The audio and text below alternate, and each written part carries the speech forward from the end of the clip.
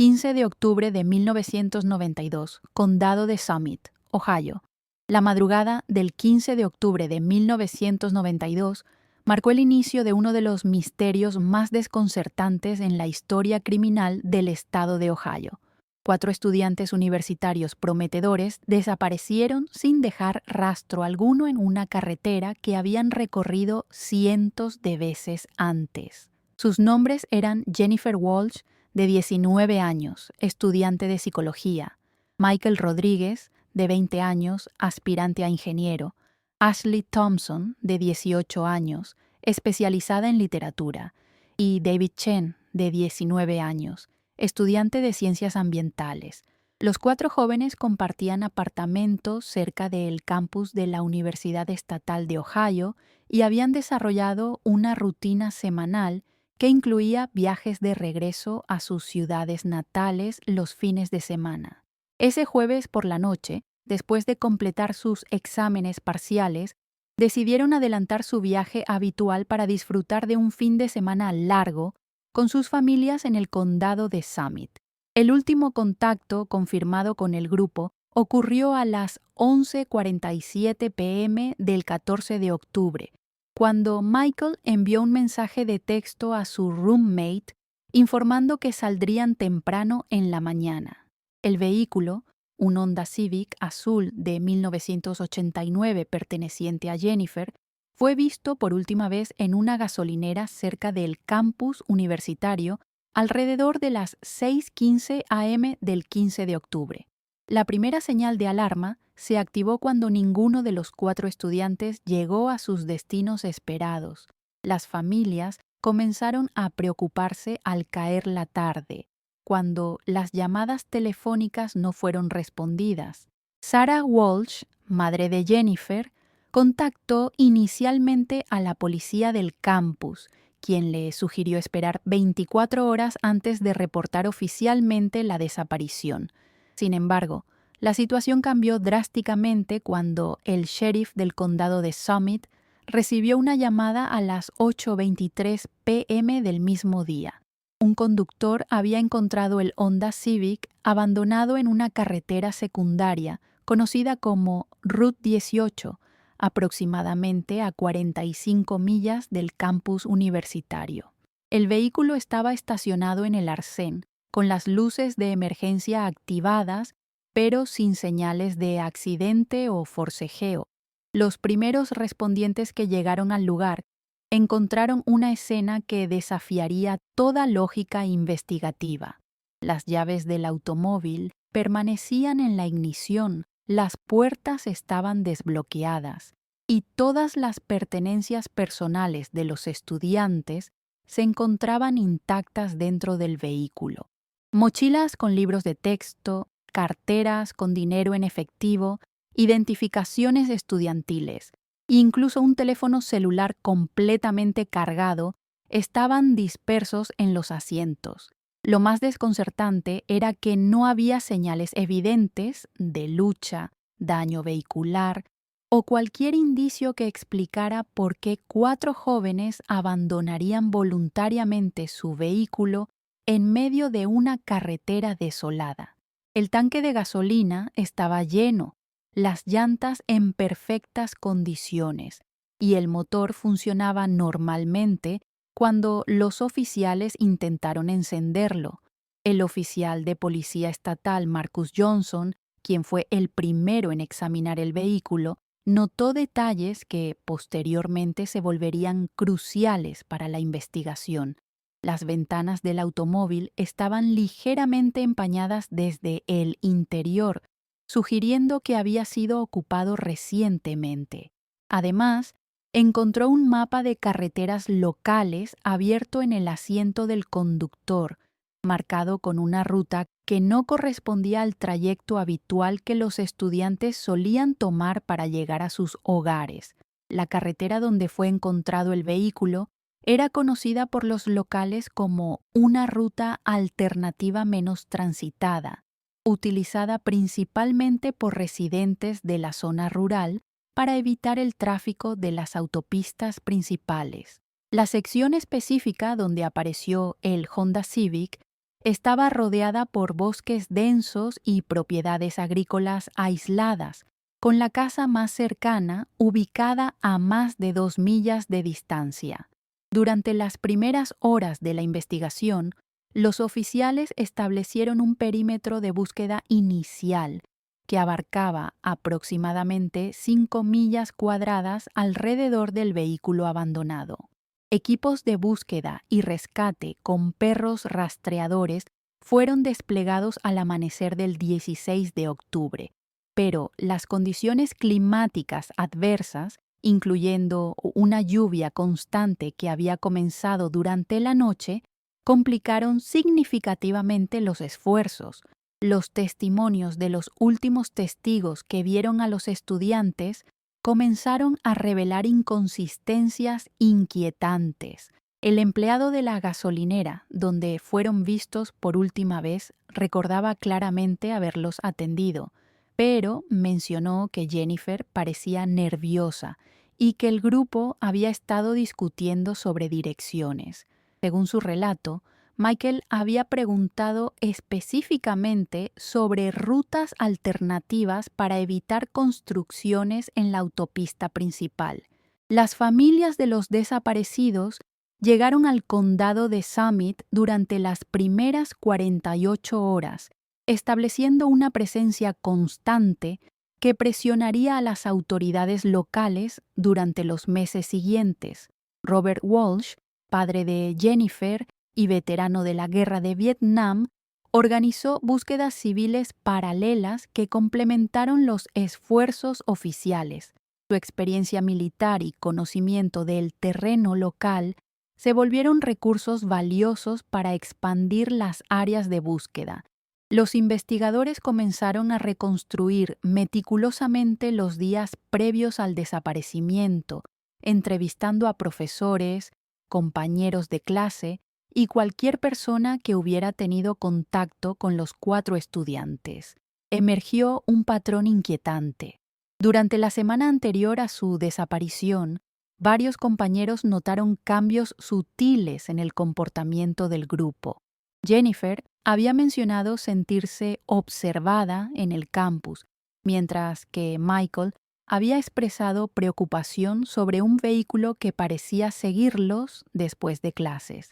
La investigación forense del Honda Civic reveló detalles adicionales que profundizaron el misterio. Las huellas dactilares encontradas en el interior correspondían únicamente a los 4 estudiantes, sin evidencia de presencia externa.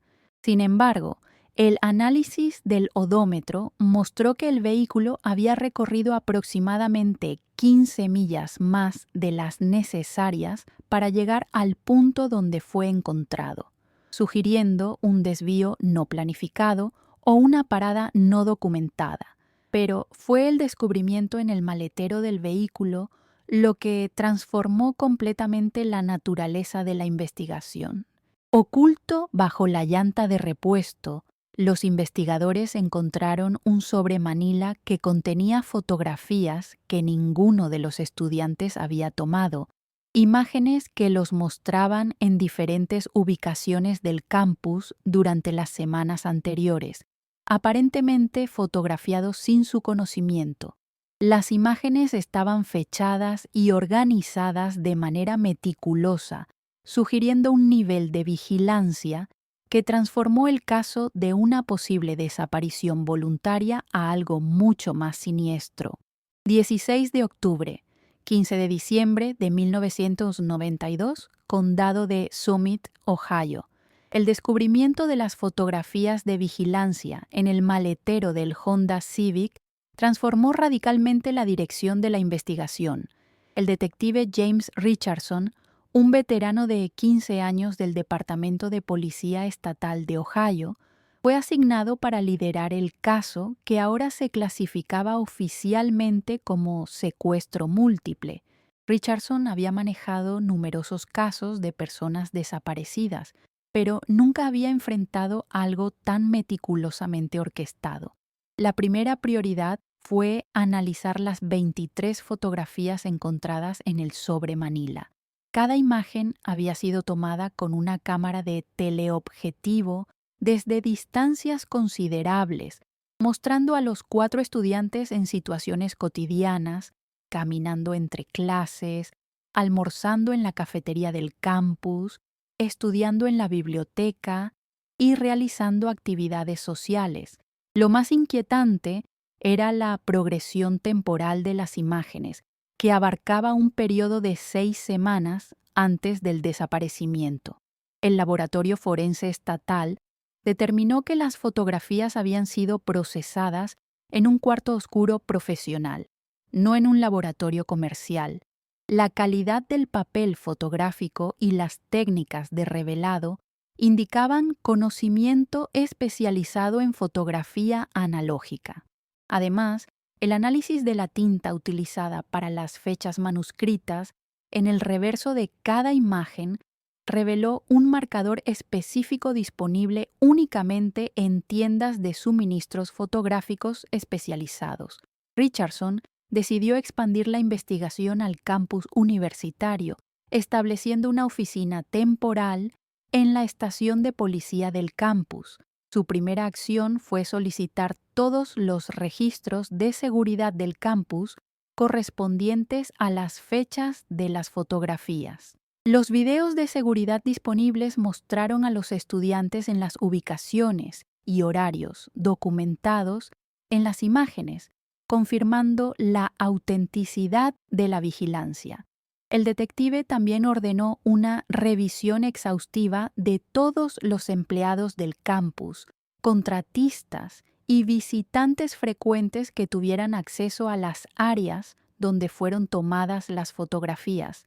Esta investigación reveló que al menos 3 ubicaciones de las imágenes requerían acceso especial o conocimiento específico de horarios estudiantiles para lograr los ángulos de cámara utilizados. Mientras tanto, las búsquedas físicas en el terreno continuaron expandiéndose.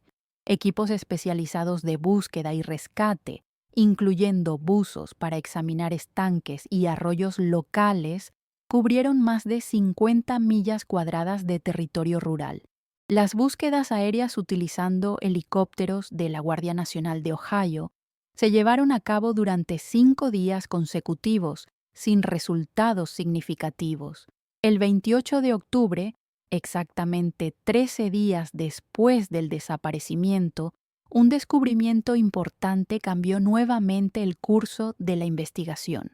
Un excursionista encontró la mochila de Ashley Thompson colgada de una rama a aproximadamente 3 millas del lugar donde fue encontrado el vehículo. La mochila estaba deliberadamente colocada a la altura de los ojos, como si alguien hubiera querido que fuera encontrada. El contenido de la mochila estaba sorprendentemente intacto. Los libros de texto, cuadernos y materiales de clase permanecían secos a pesar de haber estado expuestos a 2 semanas de clima otoñal. Sin embargo, faltaba la billetera de Ashley y cualquier forma de identificación personal. Los investigadores determinaron que la mochila había sido colocada en esa ubicación recientemente.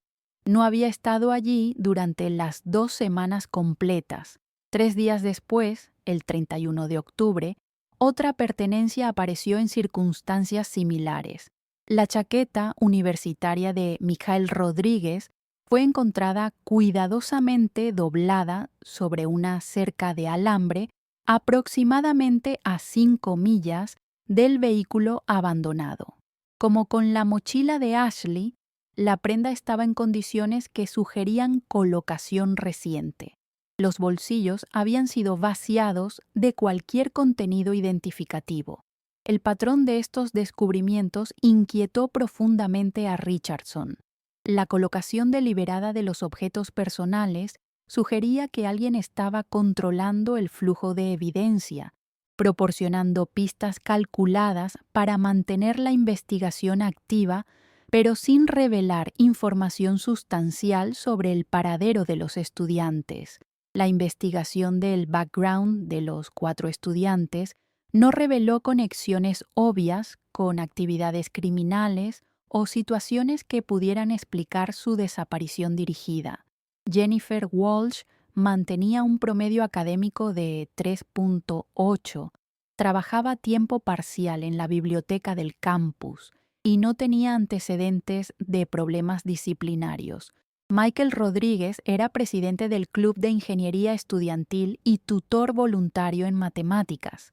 Ashley Thompson participaba activamente en el periódico estudiantil y el club de debate.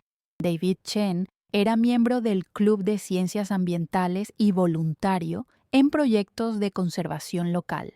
Sin embargo, las entrevistas más profundas con compañeros cercanos revelaron información previamente no divulgada. Jennifer había mencionado a su roommate que sentía que alguien había estado en su apartamento durante su ausencia, aunque nada faltaba. Michael había reportado informalmente a seguridad del campus sobre un vehículo no identificado que aparecía frecuentemente en el estacionamiento estudiantil. Ashley había expresado preocupación a un profesor sobre sentirse observada durante sus actividades de periodismo estudiantil. El 15 de noviembre, exactamente un mes después del desaparecimiento, la investigación tomó un giro inesperado cuando Richardson recibió una llamada anónima. El informante, cuya voz había sido alterada electrónicamente, proporcionó información específica sobre una propiedad rural ubicada a aproximadamente 20 millas del lugar donde fue encontrado el vehículo. Según el informante, actividades sospechosas habían sido observadas en esa propiedad durante las semanas anteriores y posteriores al desaparecimiento de los estudiantes. La propiedad en cuestión pertenecía a un hombre llamado Robert Chambers, de 36 años en ese momento, quien vivía solo en una granja de 40 acres que había heredado de sus padres. Los registros públicos mostraban que Chambers había tenido varios encuentros menores con la aplicación de la ley durante los años anteriores, principalmente por violaciones de permisos de construcción y disputas con vecinos sobre límites de propiedad. Richardson obtuvo una orden de registro para la propiedad de Chambers el 18 de noviembre. La búsqueda inicial de la casa y los edificios exteriores no reveló evidencia directa relacionada con los estudiantes desaparecidos. Sin embargo, los investigadores encontraron un cuarto oscuro completamente equipado en el sótano, incluyendo productos químicos para revelado de fotografías y equipamiento profesional de cámara que coincidía con las especificaciones técnicas de las imágenes de vigilancia encontradas en el Honda Civic. Más inquietante aún, en un armario cerrado con llave en el cuarto oscuro, los investigadores descubrieron cientos de fotografías adicionales que mostraban a diversos individuos aparentemente fotografiados, sin su conocimiento, en diferentes ubicaciones públicas durante varios años. Las imágenes estaban organizadas meticulosamente en álbumes por fecha y ubicación, sugiriendo un patrón de comportamiento de vigilancia a largo plazo. Chambers fue arrestado inmediatamente bajo cargos preliminares relacionados con acoso y vigilancia ilegal. Durante su interrogatorio inicial, negó cualquier conocimiento sobre los estudiantes desaparecidos, afirmando que las fotografías eran parte de un proyecto artístico personal documentando la vida cotidiana urbana.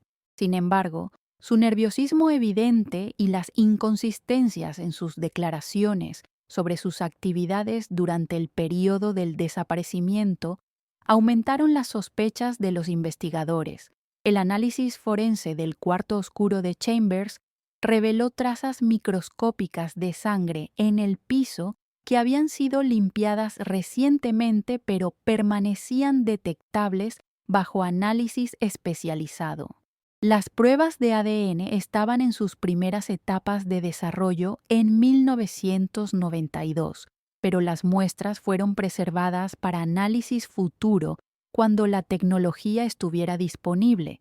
pero fue en los registros telefónicos de Chambers donde los investigadores encontraron la conexión más perturbadora. Los registros mostraban llamadas múltiples a números de teléfono públicos ubicados estratégicamente cerca del campus universitario durante las semanas anteriores al desaparecimiento, llamadas realizadas precisamente durante los horarios cuando los estudiantes habrían estado transitando por esas áreas según las fotografías de vigilancia encontradas. Diciembre de 1992, marzo de 2022, Condado de Summit, Ohio. La conexión entre los registros telefónicos de Robert Chambers y los horarios de vigilancia de los estudiantes representó el avance más significativo en la investigación hasta ese momento. Sin embargo, lo que inicialmente parecía un caso próximo a resolverse se transformó en una pesadilla legal que se extendería durante las siguientes 3 décadas. El problema principal radicaba en la naturaleza circunstancial de la evidencia. Aunque la presencia del cuarto oscuro, las fotografías de vigilancia y los patrones telefónicos creaban un caso convincente de acoso sistemático, los fiscales del estado de Ohio determinaron que la evidencia era insuficiente para sostener cargos de secuestro o asesinato sin los cuerpos de las víctimas o evidencia física directa que conectara a Chambers con el desaparecimiento específico de los 4 estudiantes. Chambers fue procesado únicamente por cargos menores de acoso y violación de privacidad, resultando en una sentencia de 18 meses de prisión y libertad condicional extendida. Su liberación en abril de 1994 generó protestas masivas de las familias de los estudiantes desaparecidos y la comunidad universitaria. El detective Richardson, frustrado por las limitaciones del sistema judicial, continuó investigando el caso de manera no oficial durante los años siguientes. Las búsquedas físicas en el terreno se intensificaron después de la liberación de Chambers.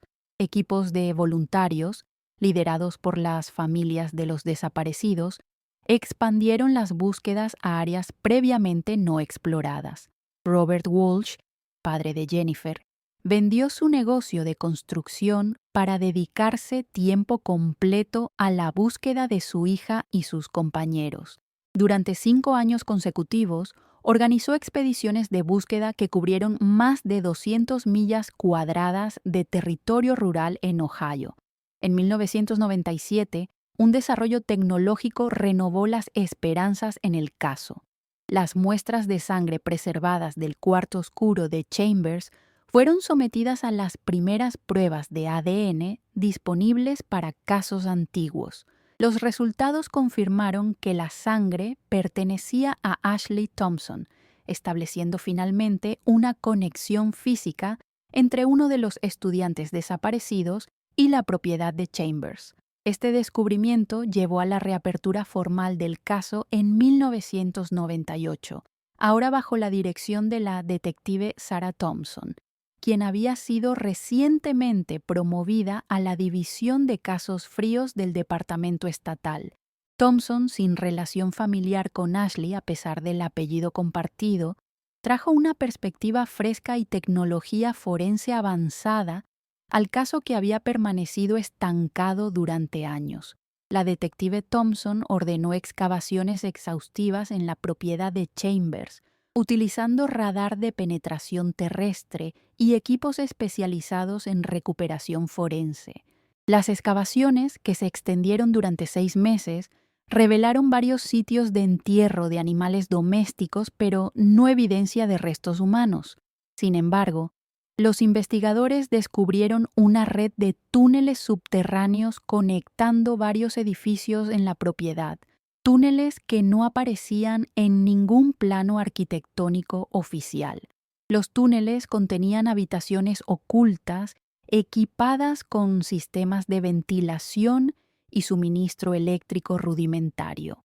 En una de estas habitaciones, los investigadores encontraron evidencia de ocupación humana reciente, restos de alimentos, mantas y, lo más inquietante, grilletes instalados en las paredes de concreto. El análisis forense de estos grilletes reveló trazas de ADN que coincidían con muestras genéticas de los 4 estudiantes desaparecidos. Chambers, quien había permanecido en libertad condicional en un estado vecino, fue arrestado nuevamente en 1999 bajo cargos renovados de secuestro y detención ilegal. Durante su segundo interrogatorio, mantuvo su declaración de inocencia, pero las inconsistencias en su relato sobre la construcción de los túneles y su conocimiento de las habitaciones ocultas debilitaron significativamente su credibilidad. El juicio de 2001 atrajo atención nacional, convirtiéndose en uno de los primeros casos prominentes en utilizar evidencia de ADN para procesar crímenes históricos sin la recuperación de cuerpos. La defensa argumentó que la presencia de ADN en la propiedad no probaba que los estudiantes hubieran muerto allí, sugiriendo la posibilidad de que hubieran escapado o sido trasladados a otra ubicación. El testimonio más impactante durante el juicio provino de vecinos rurales que finalmente se sintieron seguros para compartir observaciones que habían mantenido en secreto durante casi una década. Margaret Collins, una granjera de 67 años cuya propiedad colindaba con la de Chambers, testificó que había observado actividad vehicular inusual en la propiedad durante las noches posteriores al desaparecimiento de los estudiantes, incluyendo el uso de maquinaria pesada de excavación durante horas no convencionales. Otro testigo, el contratista local William Hayes, reveló que Chambers había contratado sus servicios para la instalación de un sistema séptico en 1993, pero que el trabajo realizado no correspondía con los permisos solicitados. Hayes testificó que había sido instruido específicamente para excavar áreas que parecían haber sido previamente perturbadas y que Chambers había mostrado conocimiento inusual sobre técnicas de manejo de desechos orgánicos. El testimonio más perturbador provino de un ex empleado de Chambers, Daniel Porter, quien había trabajado en labores de mantenimiento en la granja durante 1992 y 1993. Porter declaró que había sido instruido para construir las habitaciones subterráneas bajo la premisa de que serían utilizadas como bodegas de almacenamiento. Sin embargo, las especificaciones solicitadas, incluyendo instalaciones sanitarias rudimentarias y sistemas de ventilación independientes, le habían parecido inconsistentes con el uso declarado. Durante el testimonio de Porter, emergió información previamente desconocida sobre otros individuos que habían visitado la propiedad de Chambers durante el periodo relevante. Porter recordaba específicamente a un hombre que identificó únicamente como Nicholas, quien había estado presente durante varias de sus visitas de trabajo y parecía tener conocimiento detallado sobre los proyectos de construcción subterránea. La búsqueda de este misterioso Nicholas se convirtió en una prioridad para los investigadores. Los registros de visitantes y correspondencia de Chambers durante su primer periodo de encarcelamiento revelaron comunicación regular con un individuo llamado Nicholas Barrett, quien había sido compañero de celda de Chambers durante parte de su sentencia por los cargos de acoso. Barrett había sido liberado de prisión en 1995 y había desaparecido del sistema de libertad condicional en 1996, violando los términos de su liberación. Una investigación de su historial criminal reveló un patrón de delitos relacionados con secuestro y agresión que se extendía a través de múltiples estados durante las décadas de 1980 y 1990. La búsqueda nacional de Barrett llevó a los investigadores a través de una red de crímenes no resueltos en el medio oeste americano. Al menos 6 casos de personas desaparecidas en estados vecinos durante los años 1990 mostraban similitudes metodológicas con el caso de Ohio, incluyendo la colocación deliberada de pertenencias personales de las víctimas en ubicaciones donde serían encontradas por terceros. En 2003, Barrett fue finalmente localizado y arrestado en una propiedad rural en Kentucky bajo una identidad falsa. Su arresto llevó al descubrimiento de otra red de túneles subterráneos y habitaciones ocultas sorprendentemente similares a las encontradas en la propiedad de Chambers. Sin embargo, Barrett murió de un ataque cardíaco durante su detención inicial, llevándose consigo cualquier información que pudiera haber tenido sobre el destino final de los 4 estudiantes de Ohio.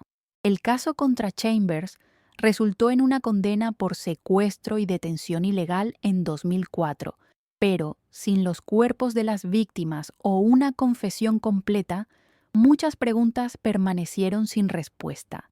Chambers fue sentenciado a 25 años a vida, pero continuó manteniendo que los estudiantes habían estado vivos cuando los había liberado de su propiedad. Durante los años siguientes, las familias de los desaparecidos continuaron sus búsquedas independientes, utilizando cada avance tecnológico disponible para expandir sus esfuerzos. En 2010, la introducción de drones para búsqueda y rescate abrió nuevas posibilidades para examinar terrenos previamente inaccesibles. La detective Thompson, quien se había jubilado en 2015, mantuvo un interés personal en el caso y continuó colaborando con las familias en sus esfuerzos de búsqueda. En 2020, a los 78 años, escribió un libro detallando los aspectos no públicos de la investigación, donando todos los proceeds a un fondo establecido para continuar las búsquedas. Pero fue en marzo de 2023, más de 3 décadas después del desaparecimiento original, cuando un descubrimiento completamente inesperado cambiaría todo lo que se había asumido sobre el caso. 15 de marzo de 2023, Condado de Summit, Ohio. Daniel Martínez, un fotógrafo especializado en documentación ambiental de 34 años, había desarrollado una reputación por sus trabajos de conservación utilizando tecnología de drones para capturar cambios en ecosistemas rurales a lo largo del tiempo. Su proyecto más reciente se enfocaba en documentar el impacto del desarrollo urbano en las áreas rurales del condado de Summit durante las últimas 4 décadas. El 15 de marzo de 2023, Martínez lanzó su dron DJI Mavic 3 equipado con cámara de alta resolución desde un punto elevado que le proporcionaría una vista panorámica de aproximadamente 15 millas cuadradas de territorio rural. Su intención era capturar imágenes que complementaran fotografías aéreas históricas de la misma área tomadas en 1985, 1995 y 2010 para su análisis comparativo de cambios en el uso de la tierra. Las condiciones climáticas eran ideales para fotografía aérea: cielos despejados, viento mínimo y excelente visibilidad. Martínez había planificado meticulosamente su ruta de vuelo para cubrir áreas que incluían propiedades agrícolas abandonadas, zonas de reforestación natural y desarrollos residenciales que habían transformado el paisaje rural durante las décadas anteriores. A las 2:47 p.m., mientras el dron sobrevolaba un área que había sido previamente clasificada como bosque dense sin desarrollo en mapas oficiales, las imágenes de alta resolución capturaron algo que inmediatamente llamó la atención de Martínez. En una sección de terreno que aparecía uniformemente cubierta de vegetación desde el nivel del suelo, las imágenes aéreas revelaron patrones geométricos distintos visibles únicamente desde una perspectiva elevada. Los patrones mostraban lo que parecía ser una formación rectangular de aproximadamente 60 por 40 pies, donde la vegetación crecía de manera notablemente diferente al área circundante. Dentro de esta formación, líneas más claras creaban una configuración que sugería estructuras enterradas o alteraciones significativas del suelo que habían afectado el crecimiento de la vegetación durante años. Martínez, inicialmente curioso sobre las posibles causas geológicas o ambientales de estos patrones, decidió volar el drone a menor altitud para capturar imágenes más detalladas. Las fotografías de alta resolución revelaron que las diferencias en la vegetación no eran aleatorias, formaban patrones demasiado regulares y geométricos para ser naturales. Más inquietante aún, las imágenes mostraron lo que parecían ser pequeñas depresiones en el terreno organizadas en una configuración específica dentro del área rectangular. Estas depresiones, cada una de aproximadamente 6 pies de largo por 3 pies de ancho, estaban espaciadas uniformemente y orientadas en la misma dirección, sugiriendo planificación deliberada. Martínez, recordando vagamente el caso de los estudiantes desaparecidos de 1992, que había sido un tema local durante su infancia, comenzó a considerar la posibilidad de que su descubrimiento pudiera tener significado forense. La ubicación del sitio, aproximadamente 12 millas de la propiedad de Chambers y en un área que nunca había sido incluida en las búsquedas oficiales, aumentó sus sospechas. Después de consultar mapas históricos y registros de propiedad, Martínez determinó que el terreno pertenecía a una corporación inmobiliaria que había mantenido la propiedad sin desarrollar durante más de 40 años. Los registros públicos mostraban que la propiedad había cambiado de manos múltiples veces durante las décadas anteriores, frecuentemente a través de ventas que parecían diseñadas para oscurecer la cadena de propiedad real. La decisión de Martínez de contactar a las autoridades se vio influenciada por un detalle adicional que descubrió al examinar sus imágenes más detalladamente. En una esquina de la formación rectangular, las imágenes mostraron lo que parecía ser los restos de una estructura de concreto parcialmente enterrada, visible únicamente como una anomalía en los patrones de vegetación. El 18 de marzo, Martínez contactó a la oficina del sheriff del condado de Summit, proporcionando tanto las imágenes del drone como las coordenadas GPS precisas del sitio. Su llamada fue transferida al detective Christopher Wells, quien había asumido la responsabilidad de casos fríos después de la jubilación de la detective Thompson. Wells, de 41 años y veterano de 15 años del departamento, había estudiado extensivamente el caso de los estudiantes desaparecidos como parte de su preparación para la división de casos fríos. La descripción de Martínez de los patrones geométricos y las depresiones organizadas inmediatamente activó protocolos de investigación forense. El 20 de marzo, Wells organizó una expedición inicial al sitio con un equipo que incluía especialistas en antropología forense, expertos en radar de penetración terrestre y técnicos especializados en excavación controlada. El acceso al área requirió una caminata de 2 horas a través de terreno boscoso denso, explicando por qué la ubicación había permanecido no detectada durante décadas de búsquedas.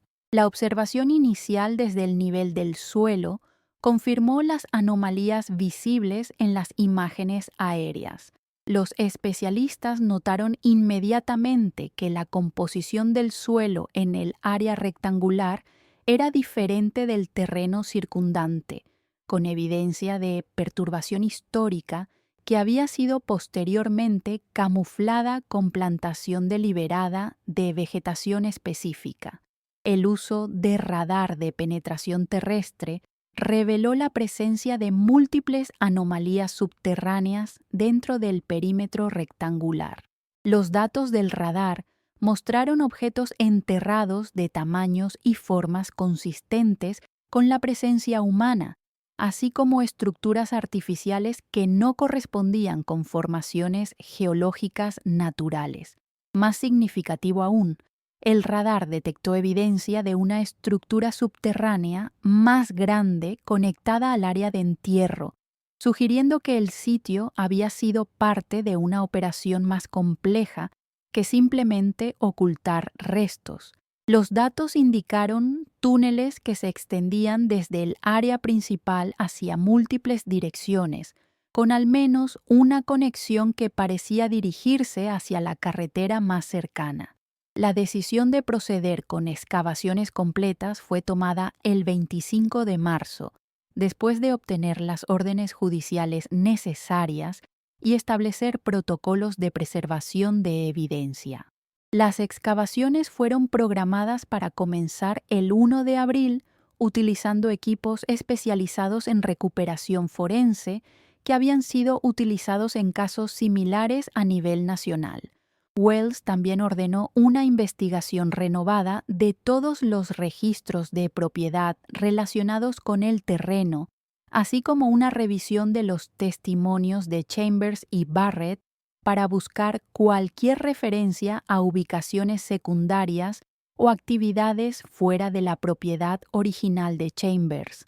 La investigación de registros de propiedad reveló una conexión previamente no detectada entre la corporación propietaria del terreno y empresas asociadas con contactos conocidos de Nicholas Barrett. Los registros mostraban una serie de transacciones financieras complejas que habían mantenido la propiedad efectivamente controlada por las mismas entidades durante décadas, a pesar de múltiples cambios nominales de propiedad. Más inquietante aún, la revisión de registros de vehículos y permisos de construcción reveló que Chambers había tenido acceso legal al terreno durante 1992 y 1993 a través de un contrato de limpieza y mantenimiento que había sido omitido en las investigaciones originales. El contrato le habría proporcionado acceso sin supervisión al área durante el período inmediatamente posterior al desaparecimiento de los estudiantes. El 30 de marzo, un día antes del inicio programado de las excavaciones, Wells recibió una llamada anónima similar a la que había recibido el detective Richardson en 1992. El informante, nuevamente utilizando alteración electrónica de voz, proporcionó información específica sobre la configuración del sitio subterráneo y advirtió que las excavaciones podrían revelar evidencia de actividades que se extendían mucho más allá del caso de los 4 estudiantes universitarios. La llamada incluía detalles sobre la estructura subterránea que no habían sido revelados públicamente, incluyendo la presencia de múltiples cámaras conectadas por túneles y un sistema de ventilación que se extendía hacia la superficie a través de conductos camuflados. El informante también mencionó la existencia de registros documentales enterrados junto con otros materiales que podrían proporcionar evidencia sobre casos adicionales de personas desaparecidas. Mientras Wells preparaba el equipo de excavación para el día siguiente, no podía imaginar que estaba a punto de descubrir no solo respuestas sobre el destino de Jennifer Walsh, Michael Rodríguez, Ashley Thompson y David Chen, sino evidencia de una red criminal que había operado durante décadas y había afectado a víctimas a través de múltiples estados. 1 de abril, 15 de junio de 2023, Condado de Summit, Ohio. El amanecer del 1 de abril de 2023 Marcó el inicio de las excavaciones más significativas en la historia criminal del condado de Summit. El detective Christopher Wells había coordinado un equipo multidisciplinario que incluía antropólogos forenses del FBI, especialistas en excavación arqueológica de la Universidad Estatal de Ohio y técnicos en recuperación de evidencia de 3 estados diferentes. Las primeras horas de excavación confirmaron inmediatamente la gravedad del descubrimiento. A una profundidad de apenas 3 pies, los equipos especializados comenzaron a encontrar evidencia que transformaría completamente la comprensión del caso que había permanecido sin resolver durante más de 3 décadas. La primera evidencia significativa apareció a las 10:30 am, cuando los excavadores descubrieron restos óseos humanos en un estado de preservación sorprendentemente bueno. La configuración del sitio de entierro mostraba un nivel de organización y planificación que superaba todo lo que los investigadores habían imaginado previamente. Los restos estaban organizados en 4 sitios de entierro separados pero conectados, cada uno marcado por pequeños mojones de piedra enterrados que habían sido invisibles desde la superficie, pero que proporcionaban un sistema de referencia preciso para los perpetradores.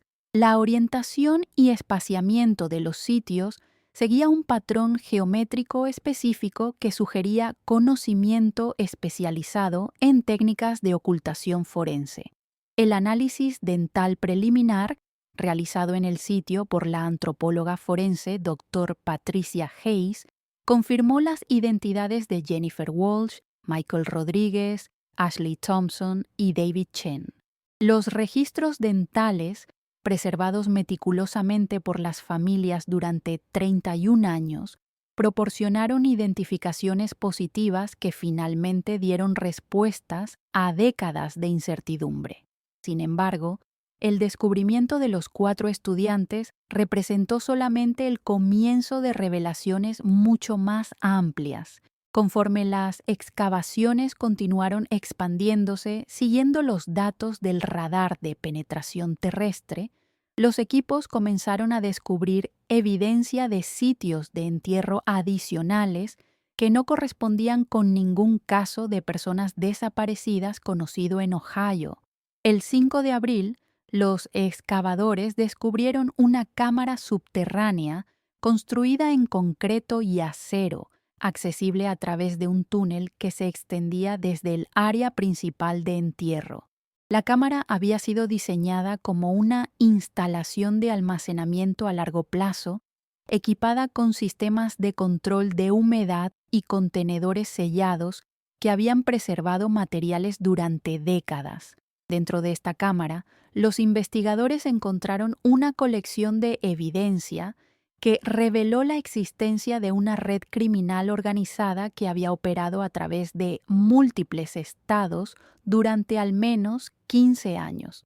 Los materiales incluían documentación meticulosa de víctimas, fotografías, mapas de ubicaciones en varios estados y registros financieros que mostraban transacciones relacionadas con la compra y mantenimiento de múltiples propiedades rurales. El análisis de estos documentos reveló que Robert Chambers y Nicholas Barrett habían sido parte de una organización más grande que incluía al menos 6 individuos adicionales operando en Ohio, Pensilvania, West Virginia y Kentucky. La organización había desarrollado un sistema sofisticado para identificar, vigilar y victimizar estudiantes universitarios y jóvenes adultos en áreas rurales donde la respuesta de las autoridades sería limitada. Los registros documentales mostraban que los 4 estudiantes de Ohio habían sido víctimas número 23, 24, 25 y 26 en una serie que había comenzado en 1987. Cada víctima había sido sometida al mismo proceso de vigilancia sistemática, documentado en las fotografías encontradas en el Honda Civic, sugiriendo que la metodología utilizada en Ohio había sido refinada durante años de actividad criminal. Más perturbador aún, los documentos revelaron que la organización había mantenido registros detallados sobre las investigaciones policiales de cada caso, incluyendo copias de reportes oficiales, notas sobre testimonios de testigos y evaluaciones de la efectividad de diferentes técnicas de ocultación de evidencia. El 18 de abril, las excavaciones revelaron la entrada a un sistema de túneles mucho más extenso de lo que había sido detectado inicialmente por el radar. Los túneles se extendían en un radio de más de media milla desde el sitio principal, conectando múltiples cámaras de almacenamiento y lo que parecían ser instalaciones temporales de detención. La exploración de este sistema subterráneo requirió equipos especializados en espacios confinados y técnicos en detección de gases peligrosos. Los túneles habían sido construidos durante varios años utilizando técnicas de ingeniería que indicaban conocimiento profesional en construcción subterránea y sistemas de ventilación. En una de las cámaras más alejadas del sitio principal, los investigadores descubrieron evidencia que conectaba directamente el caso de Ohio con desapariciones no resueltas en otros estados, objetos personales que habían pertenecido a víctimas de Pensilvania y West Virginia estaban almacenados junto con documentación que detallaba las circunstancias de cada caso. El 2 de mayo, el detective Wells recibió contacto de agencias de aplicación de la ley de 4 estados adicionales que habían estado siguiendo los desarrollos en Ohio a través de canales oficiales. Los casos que habían permanecido fríos durante décadas, de repente mostraban conexiones directas con la evidencia encontrada en el sitio de excavación. La colaboración interestatal llevó al establecimiento de una fuerza de tarea federal que expandió la investigación para incluir casos desde 1987 hasta 1995. El análisis preliminar sugería que la organización había victimizado a al menos 34 individuos durante su periodo de operación, con sitios adicionales identificados en 3 estados. El 15 de mayo, los investigadores hicieron un descubrimiento que cambiaría fundamentalmente la comprensión del alcance de la organización criminal. En la cámara más profunda del sistema de túneles, encontraron evidencia de que la red había continuado operando después de 1995, pero había modificado sus métodos para evitar la detección mejorada de las autoridades. Los documentos más recientes encontrados en el sitio estaban fechados en 2003, sugiriendo que algunas actividades de la organización habían continuado durante años después de que se había asumido que había cesado operaciones. Esta evidencia planteó preguntas inquietantes sobre casos de personas desaparecidas más recientes que podrían estar conectados con la misma red. El análisis de registros financieros encontrados en el sitio reveló que la organización había mantenido propiedades en al menos 8 estados diferentes, utilizando una red compleja de corporaciones ficticias y testaferros para ocultar la verdadera propiedad. Muchas de estas propiedades permanecían bajo el control de las mismas entidades, sugiriendo que podrían contener evidencia adicional. El 1 de junio, las excavaciones en Ohio fueron expandidas para incluir 3 sitios adicionales identificados a través del análisis de los documentos recuperados. Cada sitio reveló evidencia de actividades similares, confirmando que el área del condado de Summit había sido utilizada como un centro de operaciones principal para la organización. El 10 de junio, la investigación tomó un giro inesperado cuando uno de los nombres encontrados en los documentos de la organización correspondió con un individuo que permanecía vivo y había estado viviendo bajo una identidad diferente en un estado vecino. Este descubrimiento llevó al primer arresto relacionado con el caso en más de 20 años. La persona arrestada, identificada como Timothy Walsh, sin relación con Jennifer Walsh, de 71 años, había estado viviendo en Pensilvania bajo el nombre de Thomas Wilson. Su arresto proporcionó a los investigadores la primera oportunidad en décadas de obtener información directa sobre las operaciones de la organización. Durante su interrogatorio inicial, Walsh reveló información que confirmó las peores sospechas de los investigadores. La organización había operado con un nivel de sofisticación que incluía vigilancia de las investigaciones policiales, corrupción de funcionarios locales en áreas rurales y un sistema de comunicación que había permitido la coordinación de actividades a través de múltiples estados. Más significativo aún, Walsh proporcionó información sobre la supervivencia de otros miembros de la organización que habían escapado la detección durante décadas. Según su testimonio, al menos 3 individuos asociados con la red permanecían vivos y podrían estar accesibles para arresto y procesamiento. Julio, diciembre de 2023, Estados Unidos.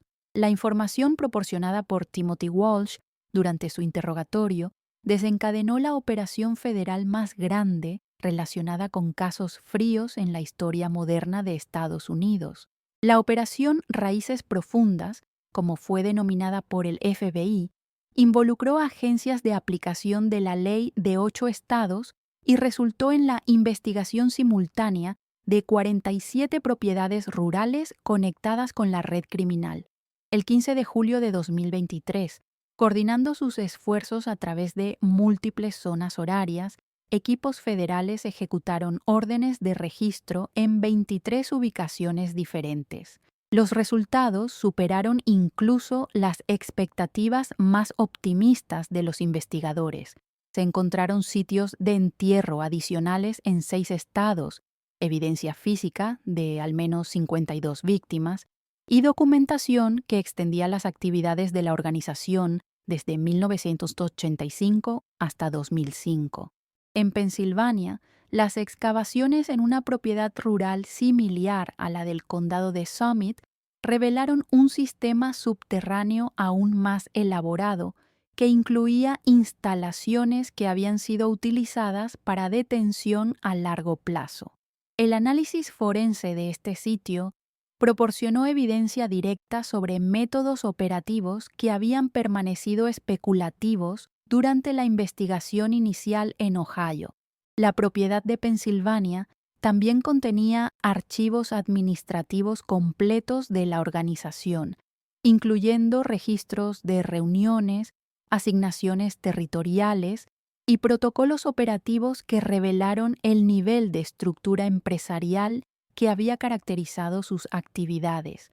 Los documentos mostraron que la red había operado con jerarquías definidas, territorios geográficos asignados y sistemas de comunicación que habían evitado la detección durante 2 décadas.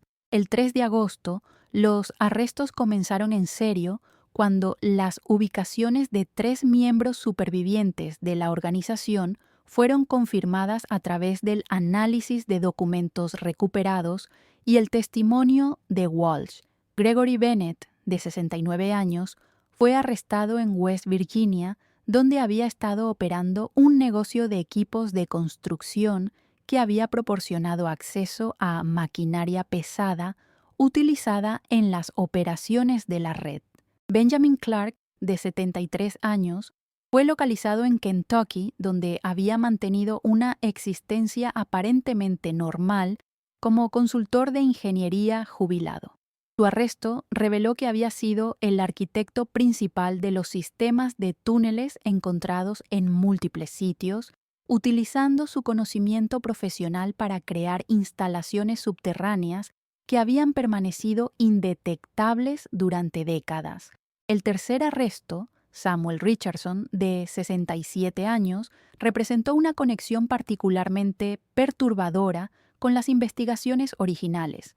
Richardson había trabajado como contratista de construcción en el área del condado de Summit durante los años 1990 y había tenido acceso legítimo a múltiples propiedades rurales a través de su negocio, proporcionando cobertura perfecta para actividades de vigilancia y preparación de sitios. El juicio más significativo comenzó el 12 de septiembre de 2023, cuando Timothy Walsh se declaró culpable de múltiples cargos federales a cambio de su cooperación completa con las autoridades. Su testimonio proporcionó el primer relato detallado desde el interior de una organización que había operado en secreto durante 20 años. Según el testimonio de Walsh, la red había comenzado como una colaboración informal entre individuos con antecedentes criminales similares que se habían conocido en el sistema penitenciario durante los años 1980. La organización había evolucionado gradualmente hacia una operación sofisticada que había desarrollado métodos sistemáticos para identificar, vigilar y victimizar individuos en comunidades rurales donde la respuesta de las autoridades sería limitada.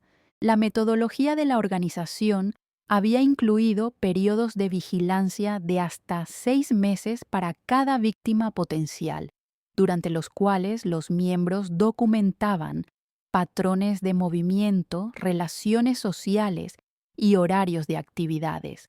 Esta información era utilizada para planificar abordajes que minimizaran el riesgo de detección inmediata. El testimonio más impactante de Walsh reveló que Robert Chambers había sido únicamente un miembro de nivel medio en la jerarquía de la organización. Las decisiones sobre víctimas específicas y métodos operativos habían sido tomadas por un consejo de 3 individuos, incluyendo Bennett y Clark, que habían permanecido completamente fuera de las investigaciones policiales durante décadas. El 25 de octubre, Gregory Bennett fue declarado culpable de 34 cargos de asesinato en primer grado, secuestro y conspiración criminal. Su sentencia de cadena perpetua sin posibilidad de libertad condicional fue pronunciada ante un tribunal lleno de familiares de víctimas que habían esperado justicia durante décadas. Benjamin Clark, enfrentando evidencia similar, se declaró culpable en noviembre a cambio de una sentencia de cadena perpetua que evitaría la pena de muerte. Su cooperación posterior llevó a la identificación de sitios adicionales de entierro y la recuperación de restos de víctimas que habían sido clasificadas como personas desaparecidas durante 30 años. Samuel Richardson, el último miembro superviviente procesado, fue declarado culpable el 15 de diciembre de 2023. Su sentencia de cadena perpetua cerró oficialmente los procedimientos legales relacionados con los casos principales, aunque investigaciones relacionadas continuaron en múltiples jurisdicciones. Para las familias de Jennifer Walsh, Michael Rodríguez, Ashley Thompson y David Chen, el 20 de diciembre de 2023 marcó finalmente el cierre de 31 años de incertidumbre. Los servicios funerarios fueron celebrados simultáneamente en 4 comunidades diferentes, permitiendo que las familias finalmente proporcionaran descanso digno a sus seres queridos. Robert Walsh, padre de Jennifer, quien había dedicado 3 décadas de su vida a buscar respuestas, estableció una fundación en memoria de los 4 estudiantes para proporcionar recursos a familias de personas desaparecidas. A los 89 años, finalmente encontró paz sabiendo que su hija y sus compañeros habían sido encontrados y que la justicia había prevalecido. La detective jubilada Sarah Thompson cuyo trabajo durante la investigación de casos fríos había sido fundamental para preservar evidencia crucial, fue reconocida por el FBI por sus contribuciones a la resolución del caso. Sus métodos de preservación de evidencia y documentación meticulosa habían hecho posible los análisis forenses que llevaron a las condenas finales. Daniel Martínez, cuyo descubrimiento aéreo había reactivado la investigación, donó todos los proceeds de documentales y entrevistas mediáticas relacionadas con el caso a organizaciones dedicadas a la búsqueda de personas desaparecidas. Su fotografía del sitio desde el drone se convirtió en un símbolo de cómo la tecnología moderna podía resolver crímenes históricos. El caso estableció precedentes legales importantes para la investigación de redes criminales organizadas que operan a través de múltiples jurisdicciones. Los métodos desarrollados durante la Operación Raíces Profundas fueron adoptados por agencias federales para la investigación de casos similares a nivel nacional. En total, la investigación llevó a la identificación y recuperación de restos de 52 víctimas a través de 8 estados, cerrando casos que se habían extendido durante 4 décadas. Las condenas resultantes representaron uno de los procesamientos más exitosos de una red criminal organizada en la historia judicial estadounidense. El 31 de diciembre de 2023, exactamente 31 años y 77 días después del desaparecimiento de los 4 estudiantes universitarios, el detective Christopher Wells archivó oficialmente el caso que había definido la historia criminal del condado de Summit. Su informe final documentó no solo la resolución de la investigación original, sino el desmantelamiento completo de una organización criminal que había operado impunemente durante 2 décadas. Para las comunidades afectadas a través de múltiples estados, el caso demostró que la verdad eventualmente prevalece, sin importar cuánto tiempo requiera. La justicia, aunque tardía, finalmente había llegado para Jennifer Walsh, Michael Rodríguez, Ashley Thompson, David Chen y las 48 víctimas adicionales cuyas vidas habían sido arrebatadas por una red de depredadores que había operado en las sombras durante demasiado tiempo.